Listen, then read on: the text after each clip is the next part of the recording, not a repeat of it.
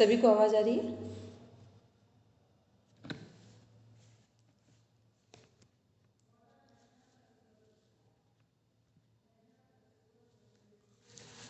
Fourth level के लोग देखेंगे सभी, जहाँ प्रैक्टिकल सिलेबस लिखा है उसमें ए लिखा है डेमोन्स्ट्रेटिव स्किल, इसके बाद बी नंबर है। सबके हाथ में सिलेबस है फोर्थ लेवल वालों, सॉरी फिफ्थ लेवल, फोर्थ बोल रहे हैं, फिफ्थ लेवल वाले मीता मैम, हरदीप जी, अपर्णा जी, सभी को मेरी आवाज़ आ रही है? जी आ रही है। ठीक है। सब सिलेबस में देखेंगे लिखा हुआ है बी नंबर पे कम्युनिकेशन एंड मेंटेनेंस स्किल्स। यहाँ पर कुछ के हम आंसर देते जा रहे हैं, लगभग आप लोग सभी समझते हैं लेकिन फिर भी हम बोल दे रहे हैं। फर्स्ट नंबर पे relevance and importance of feedback form. सभी को पता है फीडबैक फॉर्म क्या है हमारा? अपर्णा जी बोलते जाएंगे, बस एक एक पॉइंट में एक एक लाइन में आंसर देंगे। फीडबैक फॉर्म क्या है हमारा? फीडबैक फॉर्म में जो हमने पेशेंट को थेरेपी दी उसके बाद हम उससे फीडबैक ले रहे हैं कि कैसा, अब क्या फर्क आया, कितना उसको बेटरमेंट हुआ। ठीक है, मतलब पहले से क्या इम्प्रूव हुई है हेल्थ। ठीक है, इसके लिए हम फीडबैक फॉर्म देते हैं। सेकेंड है maintenance of the record of vitals of the patient pre and post therapy. Hardeep भैया बोलेंगे।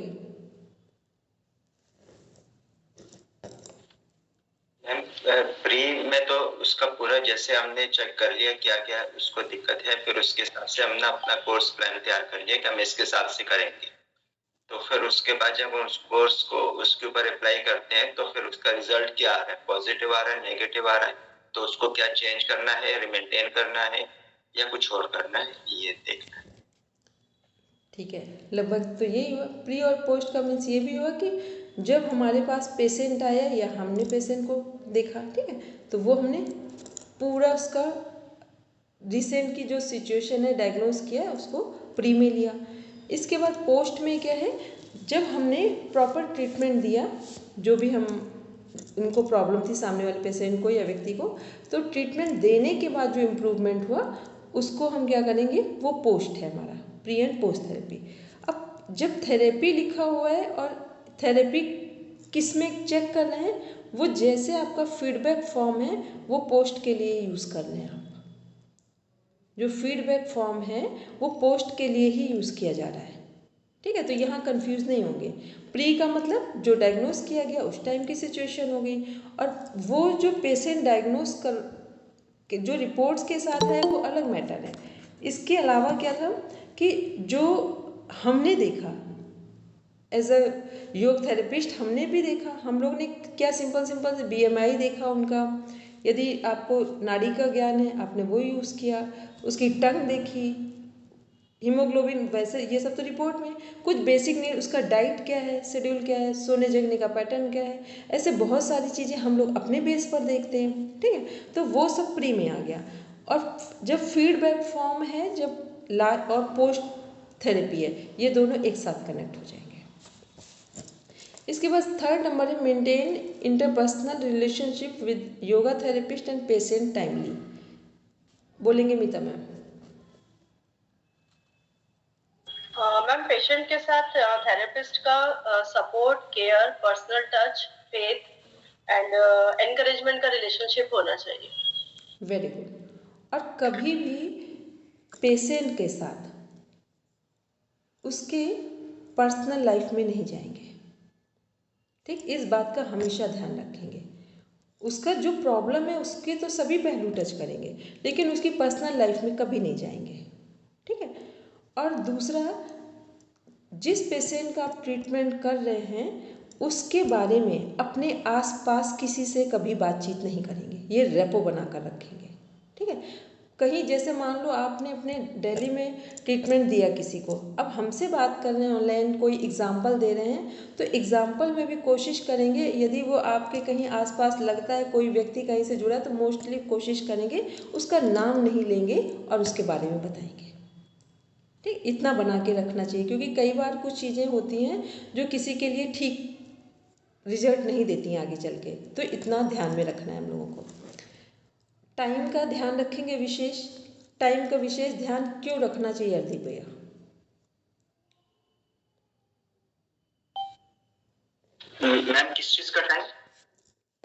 जब पेशेंट के साथ बात कर रहे हैं, उसको ट्रीटमेंट दे रहे हैं, वहाँ मान लो हम लोग ने थेरेपी का टाइम, आपने टाइम रखा किसी पेशेंट का जिसको ट्रीटमेंट दे रहे हैं कि 7 AM to from 7 AM to 8 AM, तो 7 से 7 में ही उसका ट्रीटमेंट स्टार्ट करना है 7 AM और 8 में ही पूरा करना है, ऐसा क्यों करना चाहिए?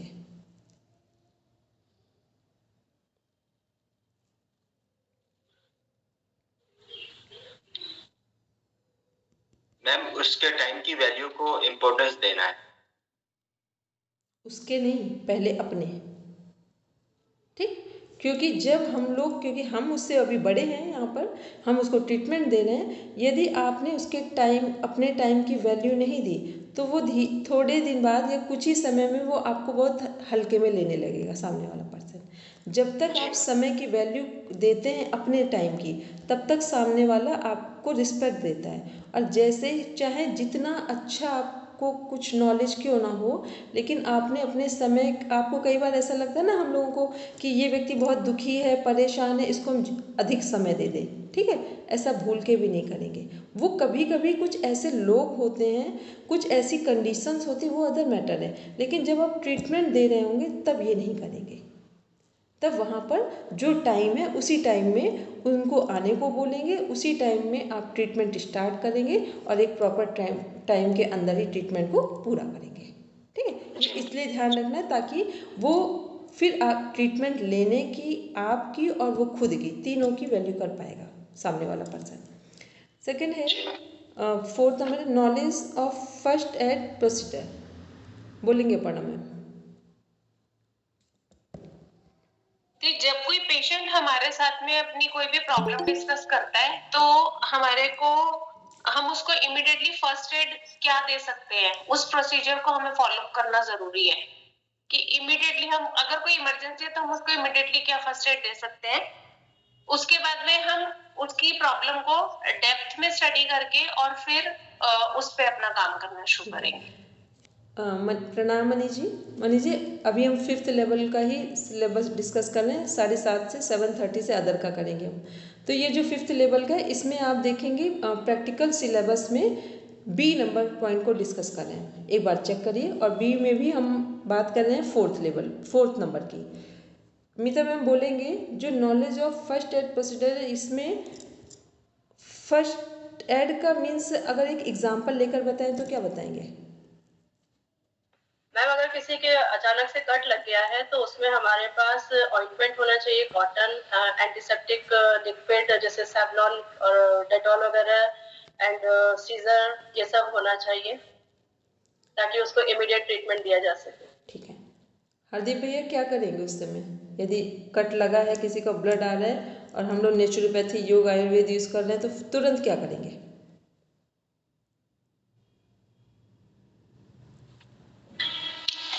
मैम उसको अपने फिंगर से जो जहाँ पे कट लगा हुआ है उसको पहले तो प्रेस करें, ठीक है। तो उसमें वो ब्लड, क्योंकि जब हम उसको प्रेस करते हैं फॉर 30 सेकेंड टू 1 मिनट, तो उसके बाद रुक जाता है। उसके बाद हम उसके जो चोट है उसको साफ करके उसकी पट्टी कर सकते हैं। ठीक है। देखिए, जो नेचुरोपैथी इतने दिनों से हेमंत भैया ने भी पढ़ाया है, ठीक है, तुरंत गीली मिट्टी साफ जगह की, क्योंकि योग का ट्रीटमेंट थेरेपी दे रहे हैं, ये तो सभी चीज़ें होंगी। गीली मिट्टी को जो साफ है, गमले की, तुलसी के या कहीं जो भी आपने रख रखी है, उसको गीला करके लगा देंगे, तुरंत ब्लड, कुछ ही मिनट में ब्लड बंद हो जाएगा, ठीक। तो ऐसी कुछ चीज़ों को रखना है, माइंडसेट रखना है। मान लो किसी को लूज मोशन आ रहे हैं, वॉमिटिंग आ रही है, तो ऐसी कौन सी चीज़ें हैं, कौन से पॉइंट्स हैं जो अभी उसके बारे में आगे पूछेंगे, उससे बातचीत करेंगे, लेकिन तुरंत हम उसको टैकल कर सकते हैं, ठीक है। ये सब फर्स्ट एड में आएगा यहाँ पर, क्योंकि यहाँ पर कोई एलोपैथी का ट्रीटमेंट तो है नहीं, वो सब तो हम लोग घर में करेंगे। लेकिन आपके पास कोई आ गया है या वहीं कोई ऐसी सिचुएशन है, तो फर्स्ट एड में हम क्या यूज़ करना है उसका ध्यान में रखेंगे। नेक्स्ट है 5th नंबर पे, knowledge of basic physical and clinical examination of the patient, blood pressure, pulse rate, respiratory rate, weight, temperature, height, BMR etcetera, ठीक है। ये सब के बारे में पता है, इनके इंस्ट्रूमेंट आते हैं, उसके अकॉर्डिंग आपको चेक कर लें और ये रखने चाहिए, ठीक है। ये सभी इंस्ट्रूमेंट कोई महंगे भी नहीं है, कुछ इसमें से हैं, लगभग जो ब्लड प्रेशर वाला है, पल्स रेट, कुछ में तो 2-3 एक साथ ही अटैच होकर आ रहे हैं। तो जब भी आप थेरेपी स्टार्ट करेंगे तो इसको रखेंगे। नेक्स्ट आते हैं 6 नंबर पे, knowledge of policy and procedure for the therapeutic yoga treatment. Yoga जो थेरेपेटिक योगा ट्रीटमेंट है, इसमें जो पॉलिसीज़ हैं उनका भी ज्ञान होना चाहिए कि कौन कौन सी पॉलिसीज़ के अंदर हम ये ट्रीटमेंट दे रहे हैं, किसके अंदर हम सभी ये ट्रीटमेंट देने जा रहे हैं, आयुष के अंदर। ठीक है, किसके अंदर जा रहे हैं, आयुष के अंदर जा रहे हैं हम लोग। फिर हम जिस पैथी का यूज़ कर रहे हैं वो ध्यान में रहे कि हम किसके अकॉर्डिंग ट्रीटमेंट देने जा रहे हैं, त्रिदोष के अकॉर्डिंग जा रहे हैं, पंचमहाभूतों के द्वारा उनका ट्रीटमेंट दे रहे हैं। पंचमहाभूत हमारे किस में आएंगे, प्राकृतिक चिकित्सा में, त्रिदोष आयुर्वेद में आएंगे, त्रिगुण हमारे किस में आ जाएंगे, जितना हमारा योग का राजयोग वाला पार्ट है, या हम ये कह दें कि प्रकृति वाला पार्ट है, वहाँ त्रिगुण आ जाएंगे, सतोगुण रजोगुण तमोगुण आ जाएंगे। जैसे वात पित्त कफ हमारे आयुर्वेद का है, वैसे ये योग के पार्ट में आ जाएंगे। इसके बाद नेक्स्ट है knowledge of correct ambulation of the patient. Knowledge of correct ambulations of the patient क्या होगा, ये मनीष जी बोलेंगे। नॉलेज ऑफ करेक्ट,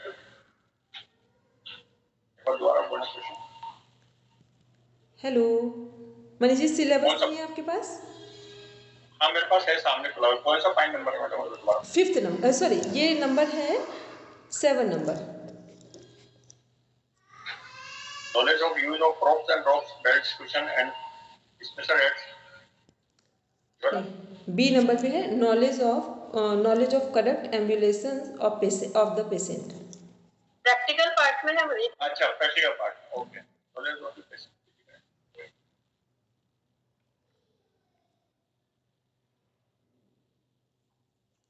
बोलेंगे 5th लेवल में जिसको समझ में आ रहा। हाँ बोलेंगे सर।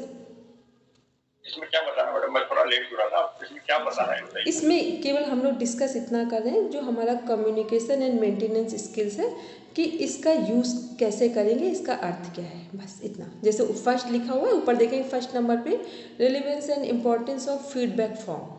ठीक है, कि फीडबैक फॉर्म का क्या इम्पोर्टेंस है। तो फीडबैक फॉर्म का इम्पोर्टेंस क्या है, जब आप किसी को ट्रीटमेंट दे देंगे तो उसे फीडबैक फॉर्म फिल कराएंगे और वो रिकॉर्ड अपने पास रखेंगे। ठीक है, तो वैसे ही 7 नंबर का बोलना है। हरदीप जी, हरदीप भैया, अमिता मैम, अपर्णा में सब लोगों का क्वेश्चन है, जिसको समझ में आ रहा हो वो बोल लेंगे।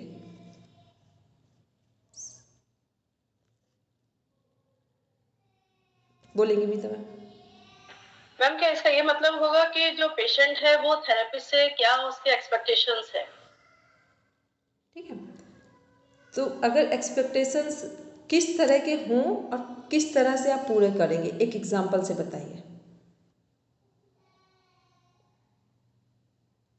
मैम जैसे मान लीजिए किसी को वेट मैनेजमेंट के लिए उसने थेरेपी लेना शुरू किया है, तो उनके क्या एक्सपेक्टेशंस हैं, वह कितना टाइम इसमें डिवोट करना चाहते हैं, और तो ये सब जानकारी के अकॉर्डिंग उनका थेरेपी प्लान किया जा सकता है। और ये ध्यान में रखना है कि सामने वाला जो हमारे पास आया है उसकी एक्सपेक्टेशंस के अकॉर्डिंग हम वर्क नहीं करेंगे, हम वर्क करेंगे उसकी नीड के अकॉर्डिंग। ठीक, कई बार होता है ना, हमको ऐसा लगता है कि हम बहुत फास्ट काम करना चाहते हैं या सोचते हैं कि जल्दी काम करेंगे तो बहुत अच्छा रिजल्ट आएगा। ऐसा बिल्कुल नहीं करेंगे, क्योंकि ये थेरेपी का पार्ट है।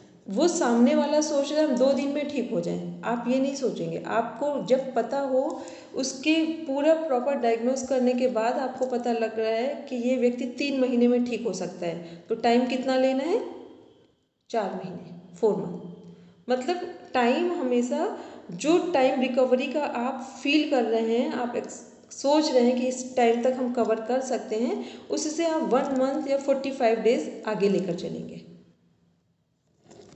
नेक्स्ट है maintenance record of the patient grievances and escalate to the concern authority. Concern authority में क्या क्या करेंगे आप, बोलेंगे हरदीप भैया।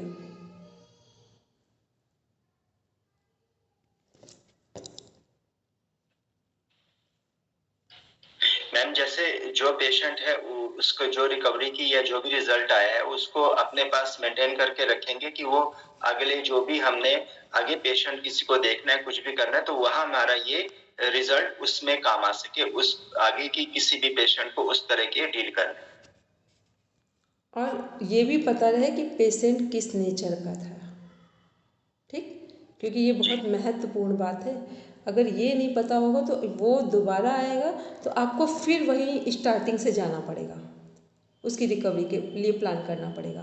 तो ये सब चीज़ें इतना अच्छा रिकॉर्ड बना, क्योंकि ये आप ध्यान में रखना, आपने यदि प्रॉपर ट्रीटमेंट किसी को दिया तो कोई थेरेपी काम करती हो ना करती हो, लेकिन ये जो ऑप्शनल थेरेपीज जितना है ये 60% काम करती है।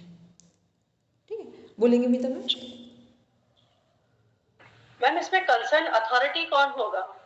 अथॉरिटी हमारी है, ठीक है, हम लोगों की। चलिए फिर नेक्स्ट है demonstrate the skill of the infection control and use of personal protective equipment. बोलेंगे मनीषी? मैं पहले वाले में कहना चाह रहा था, जैसे हो सकता है कि उसकी कोई शिकायत हो, ग्रीवेंस हो, लेकिन उसके लिए हमारे पास उसकी कॉम्पिटेंसी नहीं है, हम दूसरों को भी सजेस्ट कर सकते हैं, क्योंकि हर बीमारी का कोई एक जना कोई महारथी नहीं हो सकता। ग्रीवेंसेज में सारी चीज़ें आ गई सर। ग्रीवेंसेज में उसकी जो वो होता है ना गिले शिकवे, जो मतलब शिकायतें भी हो गई, वो भी हो गया। और दूसरा उसके तभी हमने बोला ना कि उसका नेचर, इसी बात पर हमने बोला था, वो सब नेचर में ही आ जाएगा, ठीक है, क्योंकि वहाँ पर शिकायत का मतलब कोई विशेष से नहीं, वो उसके कई बार देखिए इसमें क्या होता है, ये वाला जो पार्ट है इसमें कि जो सामने वाला पर्सन है वो हमसे बहुत सारी चीज़ों को एक्सपेक्ट करके आया है। अब वो मान लो कोई सामने वाला पर्सन आया था, उसका फीवर ठीक हो जाए, अब फीवर उसका ठीक हो गया, अब उसने सोचा कि फीवर के साथ साथ मेरी डायबिटीज़ भी ठीक हो जाए, लेकिन जब आया था तब फीवर की बात हुई थी और फिर उसने कहा डायबिटीज़ का।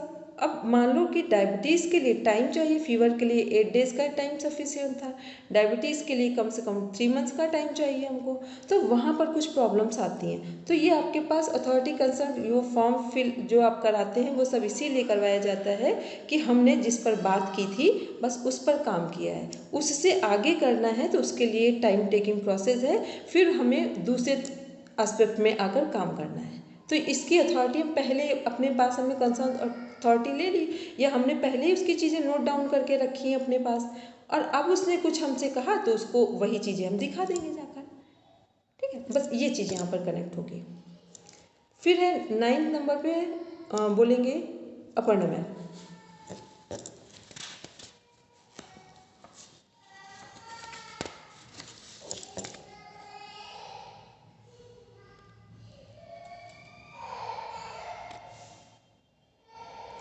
बोलेंगे अपर्णा मैम, माइक अनम्यूट कर। जी, जो आप ये कह रहे हो, the demonstrate the skills of infection control and use of personal protect equipment PPE।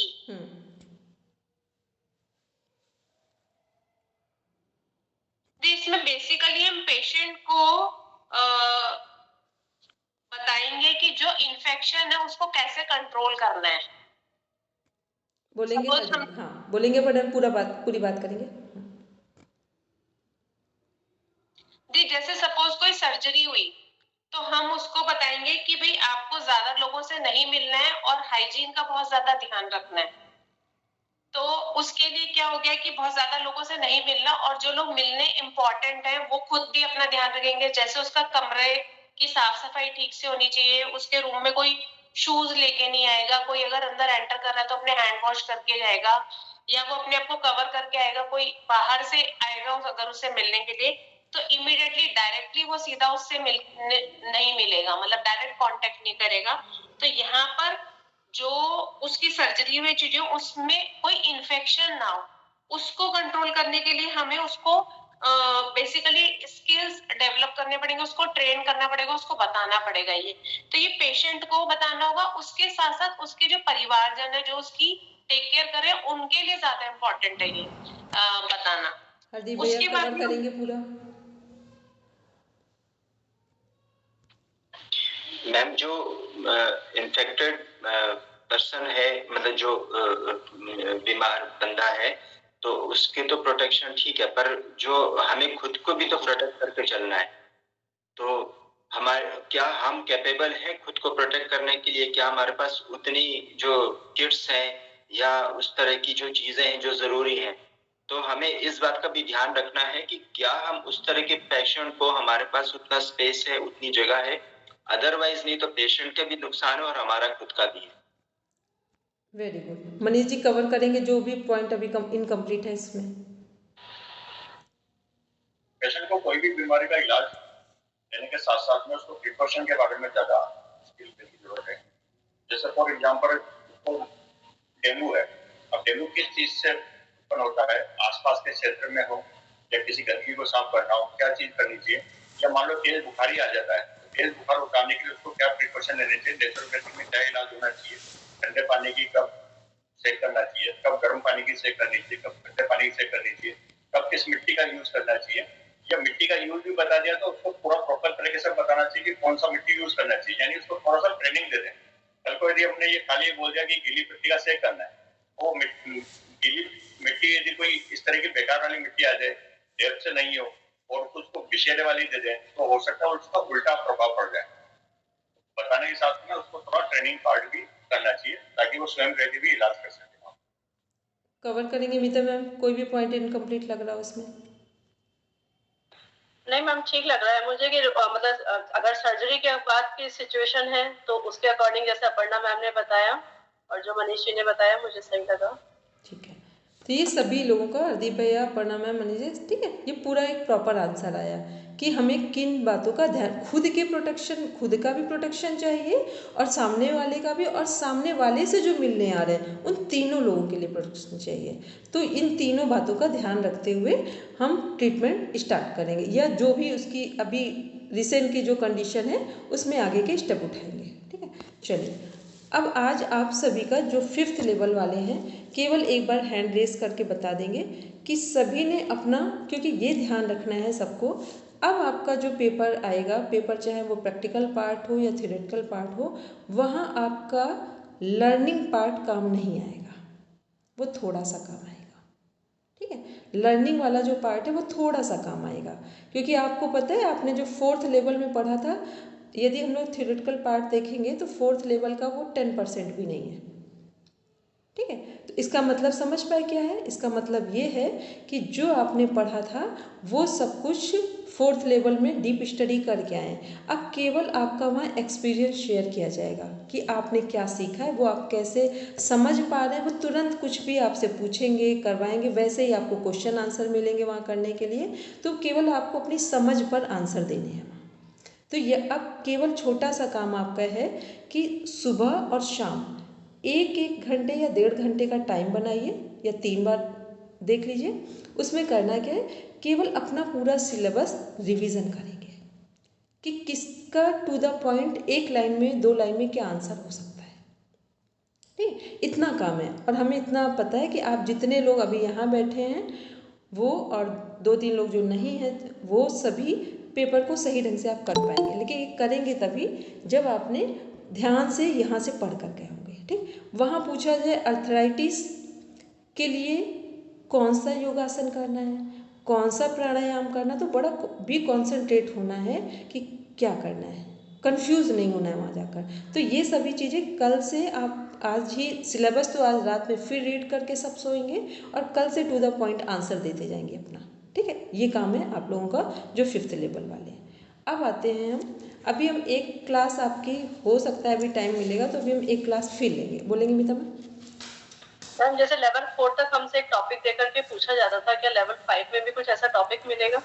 हाँ, टॉपिक भी मिल सकता है, वो कोई डिजीज़ भी पूछ सकते हैं। देखो लेवल 5th में कैसे पूछते हैं, 1-2 क्वेश्चन का आंसर देते हैं। वो कई बार ऐसे पूछ लेंगे कि भ्रामरी प्राणायाम के द्वारा किन किन डिजीज़ को कंट्रोल किया जा सकता है।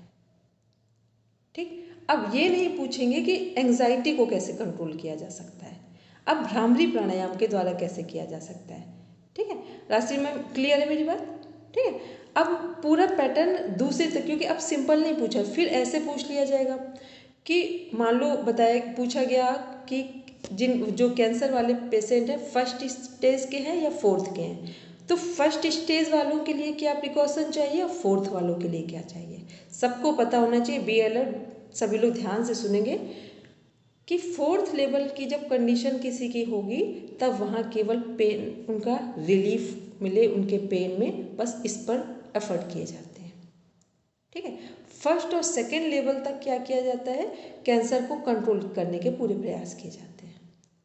तो पूरा ध्यान से समझ कर, अब ये नहीं कि कुछ भी कौन सी जगह है, बिल्कुल आपसे एक सीरीज में क्वेश्चन आंसर पूछे जा रहे हैं, उसी में अचानक से पूछ लिया जाएगा कि कोई व्यक्ति गिर गया है छत से, तो क्या करेंगे, सीधा बोलेंगे डॉक्टर के पास ले जाएंगे।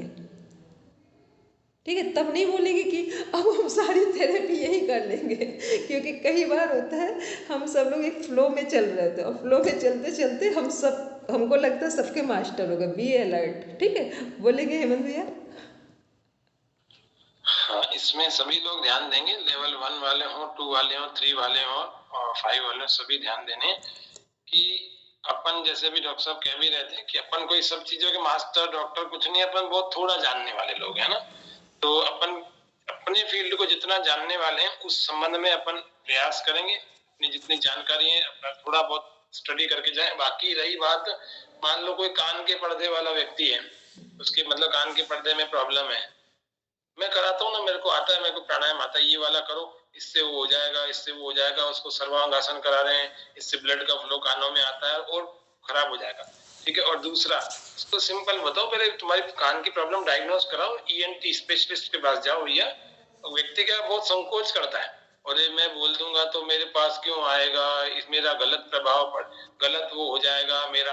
कुछ नहीं, तुम बल्कि ज्यादा सम्मानित हो जाओगे अगर तुम, क्योंकि तुम वो तो हो नहीं, स्पेशलिस्ट हो नहीं ना, मैं स्पेशलिस्ट हूँ, मतलब समझ रहे हो ना, तो वो पेशेंट स्पेशलिस्ट है तुमसे, मतलब पेशेंट, और ना हम थेरेपी स्पेशलिस्ट हैं किसी ईएनटी के सिस्टम के। अभी ईएनटी की सिस्टम की बात की जाए तो ईयर ही नहीं बता पाएंगे, नोज और थ्रोट तो बहुत दूर की बात है अपन। तो मैं ये निवेदन कर रहा हूँ सबको कि जहां पर स्पेशलिस्ट की जरूरत है, जहाँ डॉक्टर की या जांच की आवश्यकता है, अपने बुद्धिमत्ता से उस विशेष कंसर्न अथॉरिटी का रेफर करना चाहिए, रेफरेंस देना चाहिए। और आपकी दृष्टि में यदि कोई बहुत अच्छा व्यक्ति, ऐसा डॉक्टर अपने शहर आदि में जहाँ पर भी कोई है, तो अपने दृष्टि में अपने को रखना चाहिए। अपना नाम किसी का सजेस्ट करो नहीं करो वो तो अलग बात है, लेकिन विशेषज्ञ के पास जाने की जरूर सलाह देनी चाहिए। जब तक आपको प्रॉब्लम पकड़ में नहीं आएगी, वो क्लाइंट तो कोई स्पेशलिस्ट नहीं है ना, वो अपनी प्रॉब्लम डायग्नोस ही नहीं कर पा रहा। मेरे को साहब कान में आवाज आ रही है, मेरा पर्दा फट गया है, तो फिर सुन कैसे रहे हो, ऐसे कई सारी प्रॉब्लम बोलता है। तो कान वाले, किसी के वैक्स जमा हुआ है वो जबरदस्ती निकाले जा रहा है, वैक्स है ना, और कई सारे लोग, किसी के कान में फंगस हो गया है, किसी के आवाजें आ रही है, किसी के बहुत ज्यादा भयंकर इन्फेक्शन है, अपन उसको सलाह दे रहे तेल डालो, सरसों का तेल, उसमें गरम लहसुन को गरम करके डालो, भले आदमी का और नुकसान हो जाएगा। तो इस तरह की चीजों से थोड़ा सा अपने को हाथ को संभाल के काम करना चाहिए। जैसा आदरणीय डॉक्टर साहब ने कहा कि विशेषज्ञ ही होता है, लेकिन अपन एक जिस थेरेपी को सीख रहे हैं, अपने को मोटे मोटे रूप से जितना सिखाया गया है उस पर काम करें निश्चित रूप से, और अपना स्टडी और बढ़ाएं, अपना ऑब्जर्वेशन बढ़ाएं, अपन और सफल होंगे।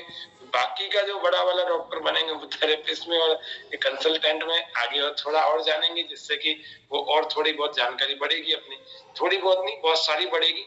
बाकी जहाँ डॉक्टरों की बात है तो वहां पर उनका जरूर रेफर करना ही चाहिए, ये बुद्धिमत्ता ही है, इसमें कोई बुरी बात नहीं है कि साहब मेरा क्लाइंट मैं किसी और के पास क्यों भेजूं, तुम्हारे पास 4 चीजों के लिए आ रहा है वो करो ना, उसमें क्या दिक्कत है। हर चीज में अपन ऐसे नहीं कर सकते, इसलिए अपने को आग्रह और पूर्वाग्रह और दुराग्रह दोनों से मुक्त रह करके थेरेपी करनी है, तभी अपना भी और सामने पेशेंट का भी दोनों का भला होगा। एक स्वस्थ समाज अगर बनाना है तो निश्चित रूप से ये बातें ध्यान रखनी पड़ेगी। धन्यवाद। ठीक है, मंदिया ने जो बताया इसका ध्यान रखेंगे। अब एक चीज़ सभी लोग माइंड सेट करके जाएंगे यहाँ से अपने घर से एग्ज़ाम के लिए, कि जब आपसे पूछा जाए कि आप किसके एक्सपर्ट बनेंगे, ठीक है, किस में आपका स्पेशलाइजेशन होना चाहिए, तो माइंड सेट आज से ही कर लेंगे।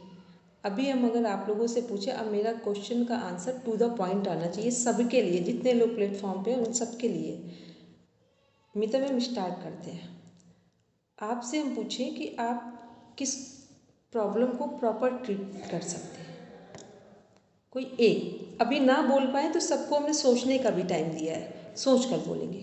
बिल्कुल वन वे आंसर आना चाहिए सबके लिए है, हरदीप भैया और सभी के लिए जो 5th में है, और फिर बाद वालों के लिए भी। मैम ओबेसिटी के लिए ठीक है, मनीष जी बोलेंगे। मेंटल मैनेजमेंट, फिर से बोलेंगे। Mental management, incomplete answer. To the point बोलिए, क्या प्रॉब्लम, किस प्रॉब्लम, कोई स्ट्रेस, एंजाइटी और किस, मानसिक तनाव। हाँ ठीक है, तनाव होगा। अब तनाव की जब बात करेंगे इस पर भी सब ध्यान रखेंगे। तनाव जब बोलेंगे तो किसी एज को बोलेंगे, किसके लिए, बच्चों का, बुजुर्गों का, वर्किंग कॉर्पोरेट सेक्टर का, किसका ले रहे हैं। उसका भी एक स्पेशलाइजेशन बताना चाहिए, बट एक एज लिमिट के लिए।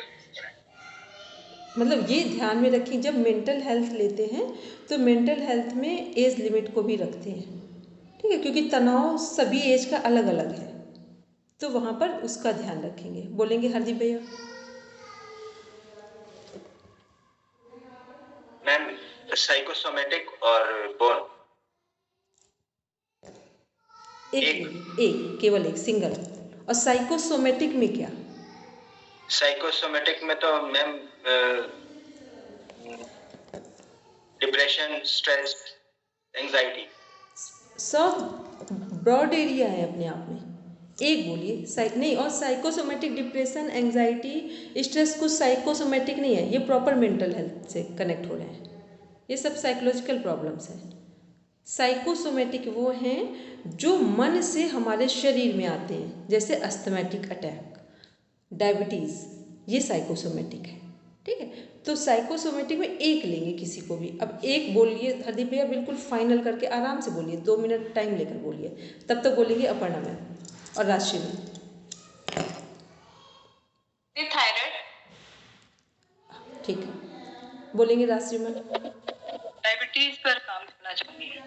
ठीक है, ये अभी हमसे बोल रहे हैं, आज एक पूरा इसका की नोट बनाएंगे प्रॉपर तरीके से, सभी लोग जितने जो अपना अपना बोला है उसको करेक्ट करके प्रॉपर एक की नोट बनाए। और हाँ, जब ओबेसिटी की बात कर रहे हैं, थायराइड की बात कर रहे हैं, किसी की बात कर रहे हैं, तो इसमें अपनी तरफ से जब किसी का स्पेशलाइजेशन होता है ना, तो वो एज ग्रुप भी फाइनल कर लेते हैं कि टीनेजर्स पे काम करने वाले हैं, आफ्टर 50 वालों पर काम करने वाले हैं, मिड पे काम करने वाले, कॉर्पोरेट सेक्टर के लोगों पर काम करने वाले, जेल में रहने वाले कैदियों पर काम करने वाले, अनाथालय के बच्चों पर काम करने वाले, सबकी समस्याओं में फ़र्क आ जाता है, ठीक है। तो जब स्पेशलाइजेशन की बात करते हैं तो यहाँ इस बात का ध्यान रखेंगे, ठीक है। जैसे हम सब कुछ पढ़ाते हैं, लेकिन हम काम किस पर करते हैं, टीनेजर्स पर करते हैं, और टीनेजर्स की मेंटल हेल्थ, एंग्जाइटी पर काम करते हैं, बिल्कुल क्लियर। मतलब देखो, आप लोग पढ़ते हैं, हम सभी कुछ पढ़ाते हैं, और जब टीचिंग में पार्ट में बात करेंगे तो केवल हम किस पर काम करेंगे, केवल और केवल मेरा काम है योग दर्शन पर, ठीक। तो कुछ भी पढ़ाएं, लेकिन जो हमारा एक स्पेसिफिक फील्ड होता है वो टू द पॉइंट होना चाहिए, क्लियर, ठीक है। चलिए बोलेंगे दीप्ति किस पे काम करेंगे। हेलो दीप्ति। इनफर्टिलिटी, ठीक है, ठीक। तो सभी लोग एक प्रॉपर सुंदर सा नोट्स तैयार कर लेंगे, ठीक। और वो हमें पर्सनल भेज देना सर, कहीं किसी का कुछ गलत होगा तो हम उसे टू द पॉइंट करेक्ट कर देंगे, क्योंकि ये आपसे क्वेश्चन 100 में से 80% पूछा जाएगा, ठीक है। चलिए वो राशि में कुछ पूछ रहे हैं क्या। हाँ मैम, वो ये पूछना चाहती हूँ, जो अभी आपने जो बताया ना, उसको एक एक बार फिर से बता देंगे तो मुझे सरलता हो जाएगी, तो मुझे ज्यादा समझ में। किसकी बात कर रहे हैं राशि में। जो सिलेबस का जो किया ना, जो 7-8 पॉइंट जो आपने मतलब पॉइंट बताए ना, वो नहीं समझ में आए मुझे। अब राशि में इस रिकॉर्डिंग को दोबारा सुनेंगे, नहीं हम आपको पर्सनल वॉइस मैसेज में सेंड करेंगे, आप हमें एक बार हेलो करके भेज देना, ठीक है। क्योंकि अब ये सभी लोग बैठे हैं, जो दूसरे लोग वेट कर रहे हैं, उनका आंसर दे दें, ठीक है। हाँ बोलेंगे मनीष जी क्या करें, बस 30 सेकंड में आंसर देकर बाकी सबका रिप्लाई कर दें। बोलेंगे मनीष जी। मैडम ये बहुत अच्छा है कि एक बीमारी पर अपन थोड़ा सा इसको ध्यान करें। मैं अभी आर्थराइटिस गठिया पे कुछ नोट्स बना रहा हूँ, मैंने वो तैयार भी करे और आप तो मैं एक बार ग्रुप में शेयर करूँ, ताकि उस पर क्या प्रॉपर नॉलेज आ नहीं पाती जब तक उस पर कंसंट्रेट होकर नहीं करें। मैं कुछ पीपीटी तैयार कर रहा हूँ तो एक बार आपको भेज देता हूँ, तो आप चेक करना कैसे इम्प्रूव कर सकते हैं। तो उसमें आप लोग सभी भेजेंगे ना, उसको हम और जितना अच्छा कर सकते हैं उसमें आपको सपोर्ट कर देंगे सभी के लिए, ताकि जब आप वहाँ प्रेजेंट करेंगे ना तो वो आपसे स्पेशली पूछ लेंगे कि आपने कहाँ से पढ़ा है। ठीक है, ये इसलिए नहीं कह रहे कि हमें कोई बहुत ज्ञान है, मेरा ज्ञान बिल्कुल नील है, लेकिन हाँ इतना हम जानते हैं कि जो व्यक्ति एक चीज़ पर पूरी कमांड लेता है उसका अनुभव अलग दिखाई देता है। ठीक है, उसका अनुभव अलग दिखाई देता है, तो बस उसमें हम आपको सपोर्ट कर सकते हैं। बोलेंगे मिता मैम? मैम जो डिजीज हम चूज कर रहे हैं उसको हमने किस कारण से चूज किया है वो भी लिखना होगा? बिल्कुल, बिना कारण के हमने क्यों योग चूज किया, क्योंकि पूरी दुनिया में सारे डॉक्टरों ने मना कर दिया। दुनिया में तो नहीं कहेंगे लेकिन अपने यूपी में तो कहेंगे। ठीक है, दुनिया तो बहुत बड़ी जगह है, तो हमको लगा कि हम योग से ठीक हो गए, हमने फील्ड चेंज कर लिया अपना। ठीक, तो कारण तो हमेशा होना चाहिए। बोलेंगे आदि भैया? मैं किस चीज के ऊपर करूं, आप बता दीजिए। आज आप ध्यान में सोएंगे ओम चैंटिंग करके, और सुबह प्राणायाम में जब बैठेंगे वहीं चूज़ कर लेंगे, आपको याद आ जाएगा। ठीक, पता है जब शांत बैठेंगे तो आप अपने आप में विचार करेंगे कि हम सबसे अच्छा किस में कर सकते हैं। ठीक है, और आप लेंगे हरदीप भैया मेरे समझ से मेंटल हेल्थ की तरफ जाना, वहाँ आप सफल होंगे। ठीक है, जो लोग शांत दिमाग के लोग होते हैं वो मेंटल हेल्थ की तरफ काम अच्छा करते हैं जाकर। ठीक है, चलिए अब हम लोग आते हैं अपने दूसरे सभी की तरह। अब यदि आप लोग रुकना चाहें आराम से रुक जाएं। ठीक है, स्किल की ही बात कर रहे हैं, और यदि समय ना हो तो लीव करना चाहें आराम से लीव कर दें, बाकी सभी लोग रुकेंगे। चलिए आप देखते हैं किसने किसने जो अदर हैं फर्स्ट सेकेंड थर्ड लेवल के लोग हैं, कितने लोगों ने अपना सिलेबस प्रॉपर रीड किया है? रेज योर हैंड जिन्होंने रीड किया वो। आधे तो दिखाई नहीं दे रहे हैं। अब जिन दिखाई नहीं दे रहे बंदे उनका हम ध्यान में ट्रीटमेंट करेंगे। ठीक है, अभी तो बस पढ़ा रहे। नहीं अभी ट्रीटमेंट कर देते ना, अभी रिमूव कर देते ना, क्या दिक्कत? नहीं रिमूव ना करिए, आज ना करिए बंदे। ठीक है, आज नहीं करिए। ठीक है, चलिए तो देखो जिन्होंने सिलेबस पूरा पढ़ा है, प्रैक्टिकल वाला पार्ट जो है वो कितने लोगों का प्रॉपर तैयार है, वो हैंड रेज करें। ठीक, नहीं है तो फिर अपना ऑनेस्टी से बता दें कि नहीं है, तो अपना सिलेबस में नोट डाउन कर लें कि हमारा नहीं है। ठीक, चलिए इसके बाद आते हैं, अच्छा महामुद्रा कैसे की जाती, बस एक बार बता दो जिसको पता हो, महामुद्रा का पोस्चर क्या बनेगा या कैसे बनेगा?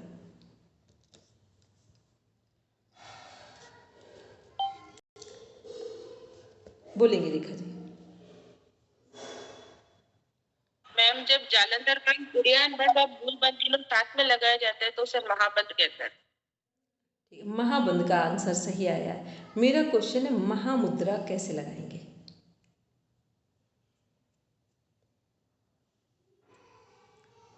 जिसको जिसको लर्न नहीं है कल सब सुबह क्लास में एक बार आ जाना। ठीक, तो कल हम आपको महामुद्रा जरूर बता देंगे।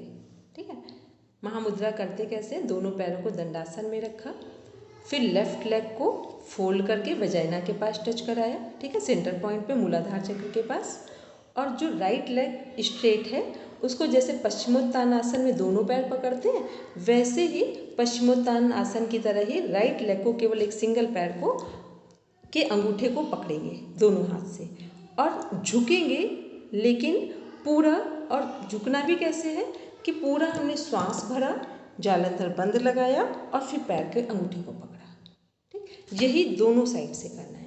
जिसको जिसको नहीं याद रहे तो कल सभी के लिए बोल रहे हैं, सब कल क्लास में जुड़ना। जैसे ही आधे घंटे की हम क्लास लेंगे उसके बाद 2 मिनट हम ये आपको फिर से बता देंगे, याद दिला देंगे। ठीक है, बाकी आप लोग याद रखेंगे, लेकिन ये वाला करवा देंगे। विपरीत करनी सभी को पता है, मुद्रा कैसे करनी है। ठीक, विपरीत करनी मुद्रा है, सर्वांग आसन है। ठीक, लेकिन सर्वांग आसन से पहले क्या किया जाता है, विपरीत करनी मुद्रा की जाती है। चलिए नेक्स्ट आते हैं, इसमें है आपका सेकेंड लेवल का है शायद मेरे पास, सेकेंड और फर्स्ट में देख रहे हैं। Teaching methods with special reference to yoga. Teaching methods जो हैं वो with special reference to yoga, इसका मीन्स किसको समझ में आ रहा है? योग के रेफरेंस के साथ टीचिंग मेथड्स हमको पढ़ाने हैं, सिखाने हैं, जो भी कह सकते हैं। तो उसमें क्या शामिल हो सकता है? अथ योगा अनुशासनम, योगा चित्तवृत्ति निरोधा, मैत्री करुणा मुदिता उपेक्षाणाम, ठीक, यम नियम आसन प्राणायाम प्रत्याहार धारणा ध्यान समाधि। जब लोग योग में टीचिंग मेथड करेंगे, कुछ भी पढ़ाएंगे, तो उदाहरण योग से ही तो उठाएंगे।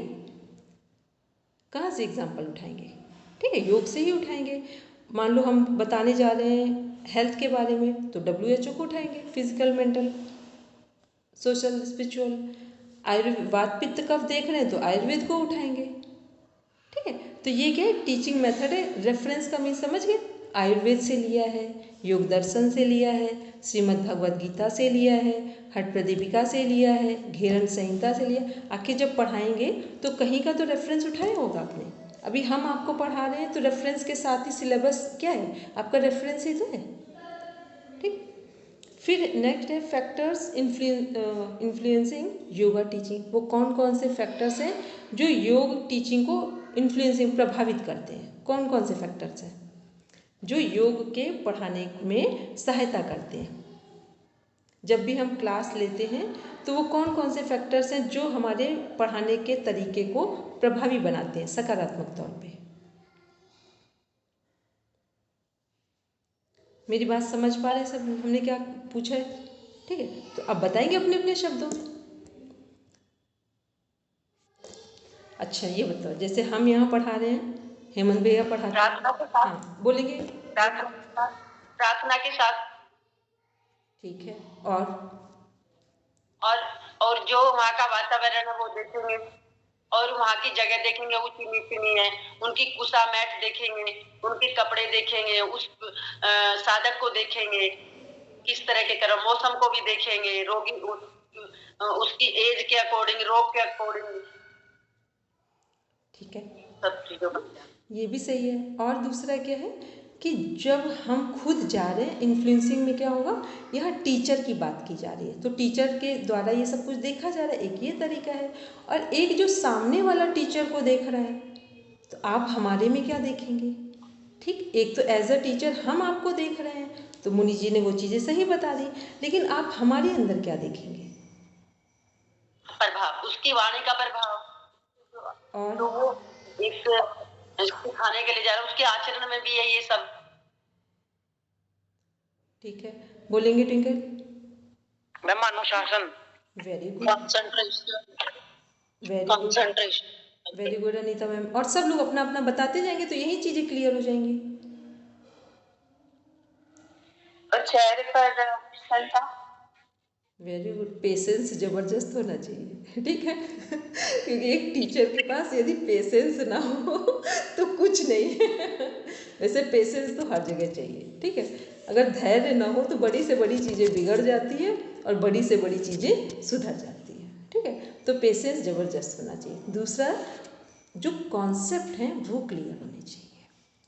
यदि सामने वाले व्यक्ति में ये दो गुण हैं, एक धैर्य का, दूसरा वो जो भी चीज़ समझाने जा रहा है, जो भी बात समझाने जा रहा है, उसकी समझाने की शैली इतनी क्लियर होनी चाहिए कि वो जो भी सुने, समझे, पढ़े, उसको इजी गोइंग समझ में आ जाए।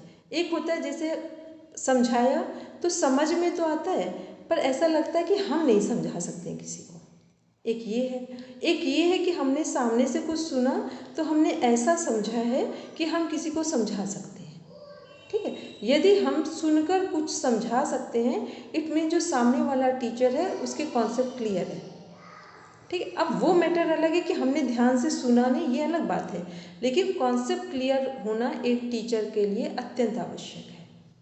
ठीक, और ये एक जैसे होता है ना, अथ योगानुशासन में क्या क्या चीज़ें हैं कि व्यक्ति का बोलने का तरीका, खड़े होने का तरीका, बात करने का तरीका, और ये ना हो कि 2 दिन व्यक्ति बहुत अच्छा टीचर पढ़ा रहा है, 2 दिन के बाद वो इरिटेट हो गया, 2 दिन उसने बहुत पेशेंसफुली चीज़ों को लिया, 2 दिन बिल्कुल उसको लगा कि एक एग्रेसिव मोड में आ गए, 2 दिन इतना स्लो चले, 2 दिन एकदम मतलब एक रिदम होना चाहिए जीवन में, ठीक है।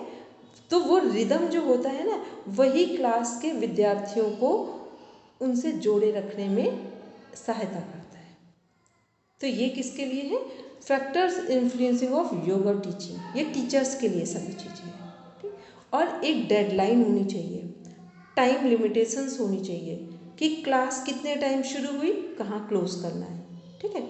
जो टाइम आपसे लिया उसी में वाइंड अप कर देना है। जो टाइम दिया, अब ये ना हो कि हमने कहा 7 बजे आप आ रहे हैं, आप लोग अगर 7 की जगह 7:10, 7:15 पे आ गए, ये चल सकता है, लेकिन एक टीचर के लिए नहीं चलता है। चाहे एक भी स्टूडेंट ना हो, तब भी टीचर को समय पर ही आना होता है, ठीक। और यदि वो नहीं आ रहा है तो ये एक बहुत बड़ा ड्रॉबैक है टीचर के कैरेक्टर में। तो ये सभी क्या है? ये इन्फ्लुएंसिंग फैक्टर्स हैं हमारे। इसके बाद नेक्स्ट है need of teaching practice and it's use of yogic practice. Teaching practice की आवश्यकता और इसके यूजेस क्या है? यदि हम टीचिंग जो प्रैक्टिस करते हैं, टीचिंग प्रैक्टिस मीन्स जो सिखाते हैं प्रैक्टिस के समय, उसकी आवश्यकता और उसका यूज़ कहाँ करेंगे, उसकी आवश्यकता क्या है और उसका यूज़ कहाँ करेंगे। आप लोग जब योग की प्रैक्टिकल क्लास लेते हैं तो वो हमने आपको सिखाई, तो उसका यूज़ कहाँ करेंगे? सबसे पहले अपने ऊपर करेंगे, अपने ऊपर करेंगे, पहले अपने ऊपर करेंगे, ठीक। सबसे पहले आत्म कल्याण, फिर जगत का कल्याण, ठीक है। जिसने जगत का कल्याण पहले सोचा, उसका क्या होता है, सभी चीज़ें खराब हो जाती हैं जीवन में। और जिसने पहले आत्म कल्याण किया, वो इस धरती पर कुछ नहीं भी देगा तो उसकी जो श्वासें निकल रही हैं उससे भी प्रकृति को लाभ ही पहुंचेगा, ठीक है। तो ये क्या है नीड ऑफ टीचिंग जो है हमारा योग का, कि पहले हम सीखने की आवश्यकता है, फिर सीख कर स्वयं स्वस्थ होने की आवश्यकता है, फिर जब हम स्वस्थ होंगे तभी दूसरों को हम कुछ सिखा सकते हैं, ठीक है। और हम स्वस्थ नहीं है, कई बार बहुत सारे लोग क्या करते हैं, कुछ बहुत टाइम पहले की बात है, हमारा एक वो चल रहा था, इंटर्नशिप चल रही थी, तो वहाँ पर एक आंटी आती थी शक्तिपीठ में। उन्होंने कहा कि वो काफ़ी मोटी थी, तो वो जब भी होता उन्होंने कहा नहीं बिटिया हम सिखाएंगे सबको, हम लंबे समय से सिखा रहे हैं। हमने कहा तो उससे क्या लाभ हुआ? हमने कहा आप तो बहुत मोटी दिखती हैं। उनका हम अपने ऊपर नहीं ध्यान देते, शरीर का क्या, कुछ भी नहीं, दूसरों का कल्याण होना चाहिए। तो हमने कहा आपका कल्याण नहीं हो रहा है, इतनी मोटी होती जा रही है, आपसे योग सीख कौन रहा है? हमारे जैसे लोग हो तो हमारे तो क्वेश्चन वही करने लगे। यदि आप कहें कि शांत रहो और आपके चेहरे पर शांति ना हो तो बात समझ में नहीं आती है। आप कहें स्वस्थ रहना आवश्यक है और आप हर समय अस्वस्थ दिखाई दें, इट मीन्स ये बात समझ नहीं आती, और ठीक है। तो इसका अर्थ हुआ कि सही से सीखने की भी आवश्यकता है, स्वस्थ रहने की आवश्यकता है, उसके बाद सिखाने की आवश्यकता है। नेक्स्ट है हमारा टीचिंग एड्स क्या क्या है? Meaning and need, role of language, voice, fluency, clarity, body language in an ideal presentation. एक अच्छे टीचर के लिए किसकी किसकी आवश्यकता है? सबसे पहले उसकी भाषा कैसी है, ठीक है। जबरदस्त भाषा का प्रभाव पड़ता है जीवन में, ठीक। ये वाणी ही है, सब कुछ बेच सकती है और सब कुछ खरीद सकती है। तो सबसे पहले किसका प्रभाव चाहिए? भाषा का, कि कैसे। और क्योंकि हम टीचर जितने भी हैं वो ऐसी भाषा का, ऐसे शब्दों का चयन ना करें क्लास में जो कि ठीक ना लगते हो सुनने में, ठीक है। तो इनका ध्यान रखेंगे। दूसरा क्या है? वॉइस। वॉइस का मतलब कई बार टीचर्स की वॉइस ऐसे लगती है जैसे लग रहा है वो डांट रहे हैं हर समय, ठीक। तो वॉइस अच्छी होनी चाहिए, हमारी तरह। हाँ। हम डांटते रहते हैं ना हमेशा। नहीं हेमंत भैया, आपकी वॉइस भगवान ने बहुत सुंदर दी है, ठीक। वो तो हंसी मजाक की बात अलग हो जाती है। फिर फ्लुएंसी। फ्लुएंसी का मतलब इतना फ्लो होना चाहिए कि जो हम पढ़ा रहे हैं वो बहुत स्लो भी ना हो और बहुत फास्ट भी ना हो, मतलब सामने वाले को समझ में आता हो, ये फ्लो होना चाहिए। क्लियरिटी का मतलब वॉइस क्लियर होनी चाहिए, कि सही स्पष्ट सुनाई देनी चाहिए। ऐसा ना हो कि हम कई बार पूरा सुन ही नहीं पा रहे हैं, तो हमारी जो आवाज़ है वो स्पष्ट भी होनी चाहिए। इसके बाद है बॉडी लैंग्वेज। एक जो टीचर है, बॉडी लैंग्वेज का मीन्स होता है उठने बैठने का तरीका, देखने का तरीका, जो ड्रेस सेंस है वो कैसा हो, ये सभी चीज़ें ठीक हो। आप कैसे भी रह रहे हैं लेकिन एक टीचर का जो आउटलुक होता है ना वो टीचर जैसा ही होना चाहिए। क्योंकि पता है छोटे बच्चों को भी आपने देखा होगा, वो घर आके बताते हैं आज हमारी टीचर कैसे कपड़े पहन कर आई थी। हमें नहीं लगता है लेकिन एक छोटा बच्चा जो 2.5 से 3 साल का है, हम लोग देखते हैं घरों में बच्चों को जो एकदम छोटे छोटे बच्चे हैं, ऐसा लगता है इनको कुछ समझ में नहीं आता होगा, वो भी बताते हैं कि आज मैम कैसे मैडम उनके कपड़े पहने थी। वो मतलब एक एक पॉइंट इतना तो हम लोग रीड नहीं कर सकते जितना वो रीड करते हैं। ठीक है, तो ये सारी चीज़ें क्या है, आइडियल प्रेजेंटेशन के लिए एक टीचर्स में ये क्वालिटीज़ का होना आवश्यक है। फिर नेक्स्ट है methods of teaching yoga to an individual, small group and large group. छोटे ग्रुप में, बड़े ग्रुप में कैसे हमें प्रेजेंटेशन देना है। ठीक है, इसके लिए भी हमें समझ में, छोटे ग्रुप में देना है तो उस तरह की व्यवस्था हो, तो वहाँ माइक नहीं है तो भी चल जाएगा, वहाँ छोटे ग्रुप में अगर बंद जगह है तो भी चल जाएगा। लेकिन बड़े ग्रुप के लिए क्या है, बड़ी जगह चाहिए, थोड़ा खुला वातावरण हो, ना भी हो तो स्पेस मेंटेन होता हो। तो बड़े ग्रुप के लिए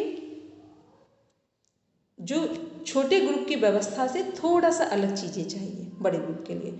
और फिर बड़े ग्रुप में क्या, छोटे ग्रुप में आप एक जगह खड़े होकर ही सिखा सकते हैं, लेकिन बड़े ग्रुप में आपको चल के भी जाना होता है, देखना होता है कि लोग आगे कैसे कर रहे हैं, पीछे कैसे कर रहे हैं। मान लो कई 40 लोगों का ग्रुप है, अब आप आगे से पूरा नहीं देख सकते हैं, तो जब आप उन्हें कोई भी आसन होल्ड करा रहे हैं उस समय पर आप पीछे तक चले जाएं, देख कर आए कि पीछे तक लोग क्या कर रहे हैं। ठीक, तो ये सब चीज़ें कहाँ ध्यान रखनी है, बड़े ग्रुप में ध्यान रखें। छोटे ग्रुप में आप जहाँ हैं वहीं से देख सकते हैं, वहाँ पर आवाज़ आपकी धीरे है, माइक नहीं है, चल जाएगा। लेकिन बड़े ग्रुप के लिए इन सभी चीज़ों का होना आवश्यक है। दूसरा, बड़े ग्रुप के लिए हमें क्या ध्यान में रखना है कि जो हाइट में लोग बड़े हैं उन्हें पीछे रखें, जो हाइट में छोटे हैं उन्हें आगे कर लें। ठीक है, इन बातों को ध्यान में रखना है, आवश्यक है। इसके बाद है lesson plan, it's meaning and need. Lesson plan क्या है कि आज आपको अपनी क्लास में क्या सिखाना है, जो क्लास लेने जा रहे हैं।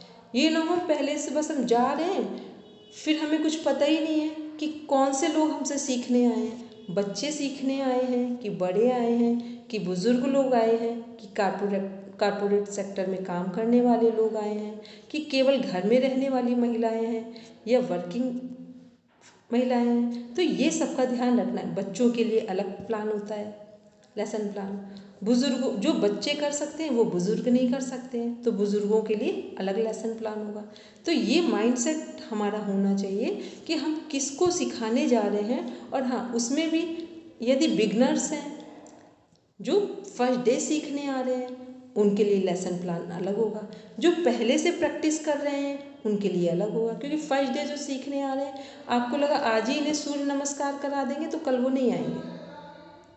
ठीक है, फर्स्ट डे जब भी स्टार्टिंग डेज में क्या किया जाता है, 1 वीक हमेशा ध्यान रखेंगे, जब भी बिगनर्स के साथ स्टार्ट करेंगे क्लास तो 1 वीक उनको सूक्ष्म व्यायाम का पार्ट 1 कराएंगे, डीप ब्रीदिंग कराएंगे। कोई प्राणायाम नहीं कराना, केवल डीप ब्रीदिंग कराना है, ओम चैंटिंग कराना है, वो चीज़ें करानी है जिसमें इजी गोइंग उनकी बॉडी और माइंड कोऑपरेट करते आपके साथ।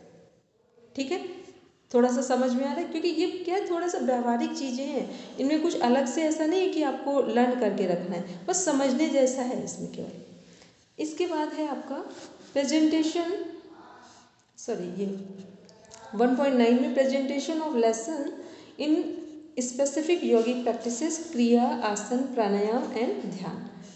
अब जब भी कोई प्रेजेंटेशन देना है स्पेसिफिक क्रिया, आसन, प्राणायाम और ध्यान का, तो उसकी पूरी तैयारी करके जाना है। ठीक, जब ध्यान करवाने जा रहे हैं तो ध्यान करवाते, हाँ बोलेंगे अनिता। स्पेशल अटेंशन ग्रुप के लिए कैसे होगा? स्पेशल अटेंशन ग्रुप के लिए केवल ध्यान में रखना है कि उनके लिए हमें स्पेशल अटेंशन ग्रुप है क्या, पहले तो ये समझ लें। ठीक है, स्पेशल अटेंशन ग्रुप वो हैं जो बच्चे या बड़े सामान्य से अलग है। ठीक है, सामान्य लोगों से अलग है। मान लो ऐसे बच्चे जिनका IQ लेवल 70-80 है, ठीक है, जो मेंटली रिटायर्ड बच्चे हैं, तो वहाँ पर स्पेशल अटेंशन पे करना पड़ता है। ये जो स्पेशल अटेंशन का मीन्स, अब यहाँ पर हम सामान्य बच्चों की तरह यहाँ ट्रीटमेंट नहीं देंगे, मतलब इनको ट्रीट नहीं करेंगे।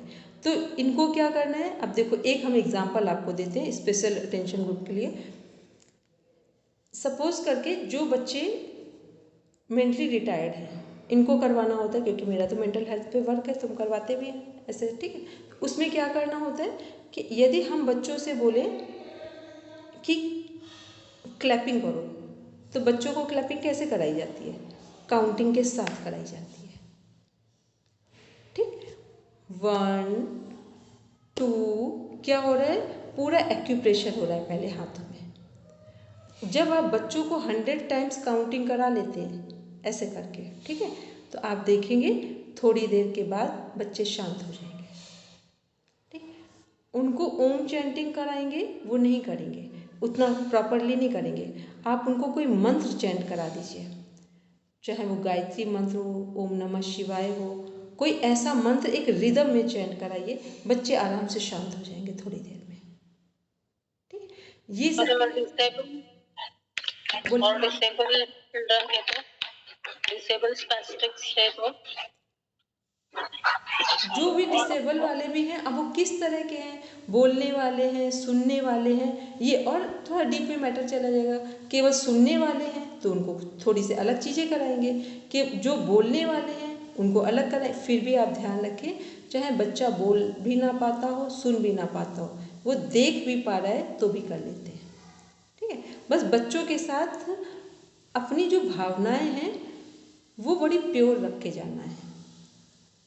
बड़े लोग आपकी भावनाएं गलत है स्वीकार कर लेंगे, लेकिन बच्चे आपको तुरंत डिनाई कर देंगे, ठीक है। बच्चे स्वीकार नहीं करते हैं, बच्चे इतना अटेंटिव होते हैं, इतना इनोसेंट होते हैं कि वो बस आपकी भावनाओं के कारण ही आपसे जुड़ पाते हैं।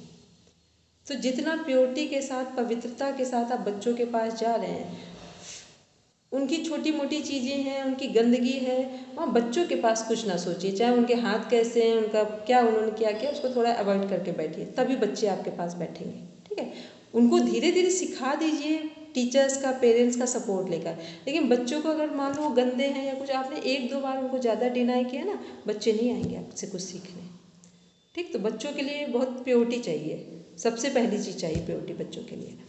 फिर आते हैं हम लोग आसन, क्रिया, प्राणायाम। ये भी प्रेजेंटेशन में क्या करना है कि जिस आसन को हम कराने जा रहे हैं उसके बारे में हमें क्या पता होना चाहिए, आसन का रेफरेंस पता होना चाहिए, कहाँ पर इसका रेफरेंस है, ठीक है। मान लो हम कराने जा रहे हैं मत्स्येंद्रासन, अर्ध मत्स्येंद्रासन, तो ये किस बुक का रेफरेंस है। अभी आपके लिए इतना नहीं है, लेकिन जो समझदार हो वो देखें, बाकी ऐसा कुछ नहीं।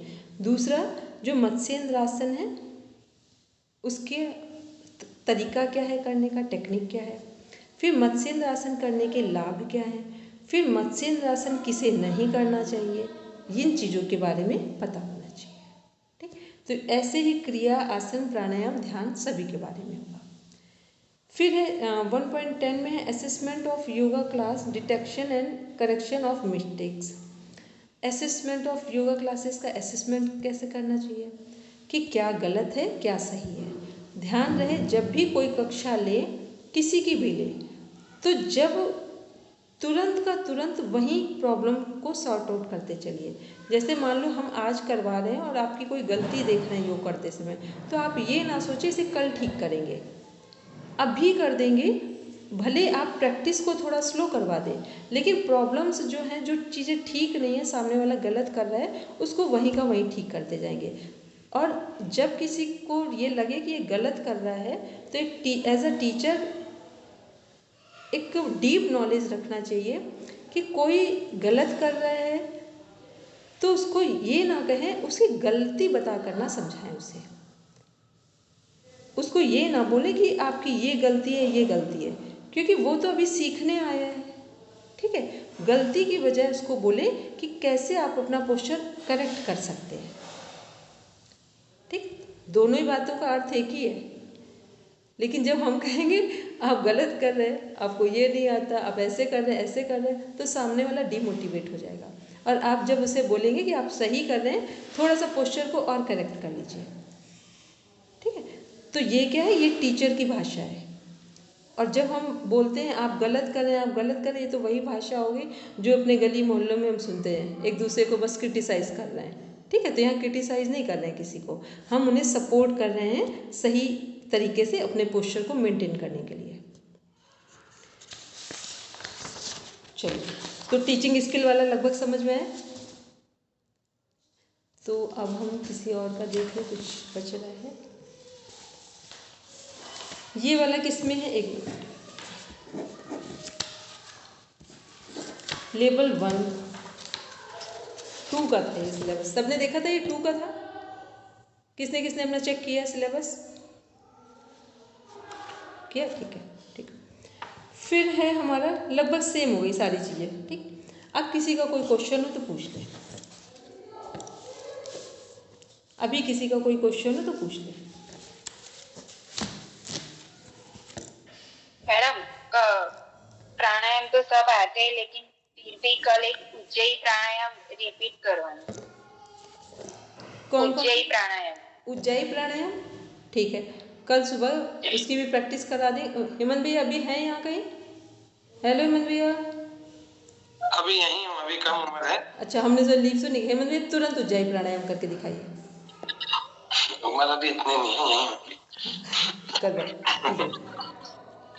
देखो, उज्जयी प्राणायाम में कंठ का संकोच यानी गले को कॉन्ट्रैक्ट करना होता है अंदर से, ठीक है। और अंदर कॉन्ट्रैक्ट करते हुए शब्द नाद करना होता है। कैसे होता है वो एक बार मैं करके दिखा रहा हूँ। एक बार 3 बार दिखाएंगे, 3 बार। आंख बंद कीजिए, कैसे दिखा रहे हैं, पूरे मन से दिखाइए।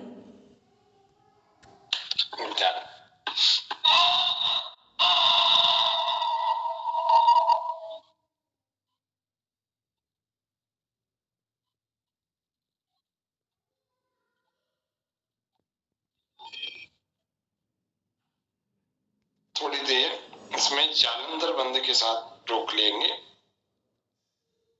15, 20, 25 सेकंड, और फिर राइट को क्लोज करके लेफ्ट से बाहर श्वास को छोड़ दिया है, ठीक। अब हेमंत भैया बोलेंगे नहीं, आप 3 बार करके दिखाएंगे और सब लोग ध्यान से देखेंगे पूरे मन से।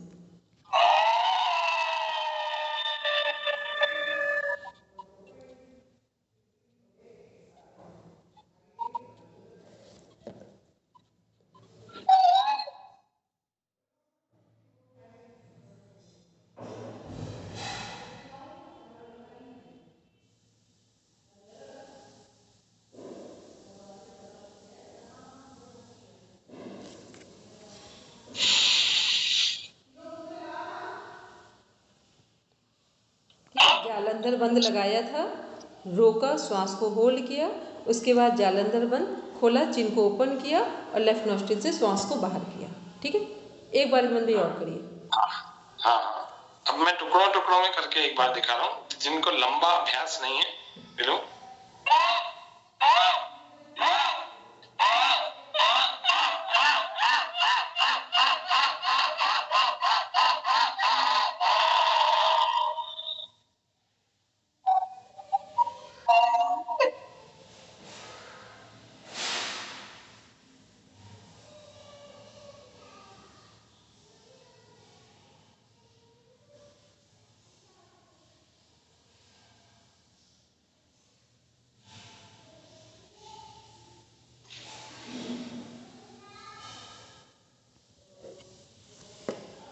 ठीक है, बिल्कुल क्लियर हो गया है ना। अब किसी का कोई डाउट नहीं है। एक्चुअली इसको हम करके दिखाए ना तो मेरी आवाज़ ही नहीं आएगी इसलिए हेमंत भैया को जब भी दिखाना होता तो हेमंत भैया बुलाते या कोई क्लास होती तो अलग से रखते कि हेमंत भैया करके दिखाइए ये वाला, ठीक। तो ये बिल्कुल स्पष्ट हो गया, ठीक, कैसे आवाज़ आ रही थी लेते समय, फिर होल्ड किया जालंधर बंद में, जितनी देर कर सकते, आप नहीं कर सकते 5 सेकेंड होल्ड कर लेना, ठीक, वो आपके ऊपर है। बोलेंगे हेमंत भैया। इसमें 3 बातें सबको ये ध्यान रखनी चाहिए, जैसे कि पिछली कक्षा में अपन सबने जाना भी है कि हठ प्रदीपिका में बताई हुई विधि के अनुसार भी मैंने आप लोगों को करके बताया। दूसरा, ऐसी की ऐसी लगभग विधि उसमें भी किरण संहिता में भी है ना। तो हठ प्रदीपिका के बताया अनुसार बताया है पहला। दूसरा ये है कि इसमें प्रारंभिक साधकों को जैसे शुरू में अंदर खींचते हैं ना, तो खांसी आती है, तो ये स्वाभाविक है ना। दूसरा, तीसरी महत्वपूर्ण बात, इसको चलते फिरते उठते बैठते कैसे भी, इसका पूरा एक श्लोक है हठ प्रदीपिका में। तो हठ प्रदीपिका में बताया गया है कि किसी भी स्थिति में अब इसको किया जा सकता है, लेट कर, चलते बैठते, कार्य करते समय। एकमात्र यही प्राणायाम है जिसको हर परिस्थिति में किया जाए। 3 महत्वपूर्ण बातें हम सबको ध्यान रखनी चाहिए। ठीक है।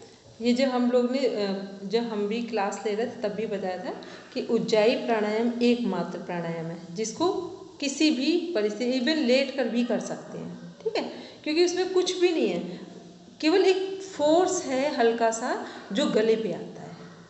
ठीक, और जब चलते फिरते सब करते हैं ना, तो वहाँ पर लोग जिनका अभ्यास हो जाता है फिर वो नॉस्ट्रिल बंद नहीं करते हैं। ये भी बता दें, जब चलते फिरते सबका अभ्यास, तो वो नॉस्ट्रिल बंद करके श्वास बाहर नहीं करें, वो आराम से लेकर रोक भी लेंगे और जालंधर बंद भी नहीं लगाएंगे। चलते फिरते में जालंधर बंद नहीं लगता है, वो सिंपल चल रहे हैं और श्वास रोक लिया है और श्वास को छोड़ भी दिया है। ठीक, इस बात का ध्यान रखें। नहीं फिर चलते फिरते का मतलब आप समझ लो कि जालंधर बंद लगाना, तब नहीं लगाना, क्योंकि अभ्यास जिसका हो जाता है, अभी मान लो हेमंत भैया कर रहे थे, अब ये ऐसे बैठे हैं तब भी रोक लेंगे, अभी हम ऐसे बैठे हैं, आप लोगों में से भी बहुत सारे लोग सीधे बैठ के ही श्वास रोक लेंगे। ठीक, नॉर्मल प्रैक्टिस की जाती है और जो पूरे टाइम का है उसमें सहज ढंग से किया जाएगा, तो इसको सब लोग ध्यान में रखना। ठीक, चलिए बोलेंगे मुझे। एक बात महत्वपूर्ण जो देखो हमारे अनुभव से संबंधित है, वो आप लोगों को भी सीखनी, सुननी चाहिए, समझनी चाहिए कि उज्जाई प्राणायाम सिखाया नहीं जा सकता, ये खाली करके दिखाया जा सकता। बाकी सारे प्राणायाम तो सिखाया जा सकते हैं कि ये पकड़ो और यहाँ से बंद करो, इधर से भरो। उज्जाई प्राणायाम ये अंदर का मामला है सारा, तो इस अंदर के मामले को जो है बताया जा सकता है। हम जब शास्त्रीय संगीत सीखते थे, सन 2009 की 10 की बात है, तो मेरी आवाज थोड़ी बेस वाली आवाज, मोटी आवाज है ना, तो हमारे गुरुजी बोलते थे कि तुम आना गजल गायक बनोगे। गजल गायक जगजीत सिंह जैसी थोड़ी तुम्हारी आवाज है, नीचे के स्वर लगते हैं, सा रे गा मा, इस तरह के। तो अब हमारा मन नहीं था ऐसा गजल वाला, हमारा मन था भजन, वो भी लखबीर सिंह लखा के, हम तो फैन थे। लखबीर सिंह लखा, नरेंद्र चंचल, वो ऊंचे स्वर की आवाज बोलते थे। लखा का स्वर देखा है आपने कितना आकाश में जाता है, बहुत ऊंचा। पंडित भीमसेन जोशी, जो शास्त्रीय संगीत जब हमने सीखना शुरू किया, तो पंडित भीमसेन जोशी का स्वर बहुत ऊंचा था। मोहम्मद रफी हो, इधर लता मंगेशकर हो, जो भी इनके हम भजन सुनते थे, इनके राग गाए हुए सुनते थे, तब हमें लगता था यार ये तो गलत बात हो गई अपने साथ, ये तो कंठ। फिर किसी से सलाह ली, तो उन्होंने कहा आप उज्जाई प्राणायाम करो और सूत्र नेति का अभ्यास करो, तो आपके स्वर ऊपर की तरफ खुलने लगे हैं। और रियाज सुबह ना करके रात्रि को रियाज करो 8 बजे बाद, जो कि इसका तमस का समय, राजसिक और तामसिक समय होता है, उस समय आप करेंगे तो आपका गला खुला रहेगा।